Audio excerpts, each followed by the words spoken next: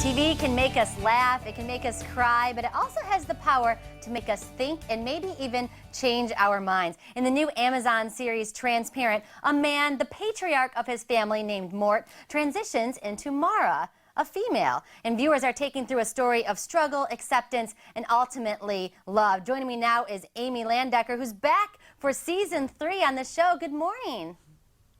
Good morning, Courtney. Okay, for those that might not be familiar with the show, take us through the first 2 seasons and catch us up. Well, season 1 begins with, as you referenced, our parent, Mort Pfefferman, coming out to the family and saying, I am a woman, and I have always been a woman, and I've been dressing up like a man.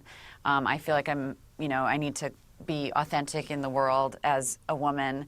And basically that one person's decision to transition causes the entire family to go through their own transition, if you will. And the story's actually based on Jill Soloway's real parent in real life, which I think is why it's resonating so much with people that, she's writing her own experience, and we're really telling the story of her family and how they dealt with this pretty profound transition later in life. Mora's character is in her late 60s, and so it's actually very similar to Caitlyn Jenner's transition. So it's been kind of resonating on a political, social level, as well as just being really good storytelling. And the genre of the series is called a dramedy. And whenever you bring a family into the mix, you got to mix drama and comedy. I mean, that just kind of happens naturally with any family, whether it's a TV family or your real one at home.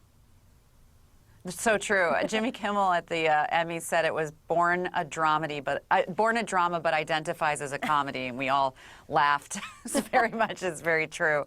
I always say too, I think all conflict and comedy comes from one or the other, right?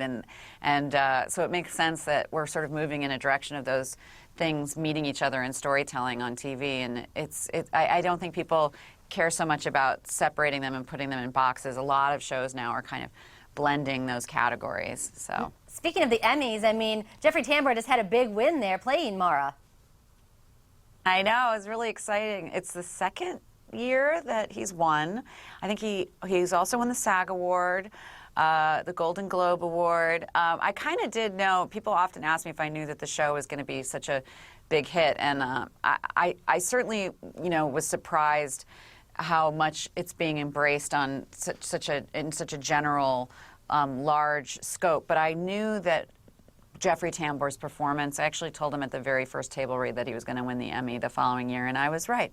I just knew what he was doing was outstanding and remarkable and singular. So I'm just really happy that people have found it, and I hope that his accolades encourage people to find it and go to Amazon Prime. And this Friday, September 23rd, season 3 premieres. So I'm really hoping that that kind of recognition translates to people seeing it. Thank you so much for joining us. And I got to tell you that when I watched the trailer for season 3, my favorite part is when I heard the lesson is to be our best selves. And that kind of resonates with everything. No matter what you identify with, be your best self. And I love that this whole series is a story of love and a family's love and realization and acceptance, too. So thank you for joining us. And is there anywhere we can go for more info? Thank you. Oh, sorry. Is there anywhere they can go for more info? It's all right. The music starts. It's, you get all confused. I should find out. But definitely Amazon Prime. All right, we will be watching. Thank you so much, Allie. And if you missed anything, you can always go to our website, fox4morningblend.com.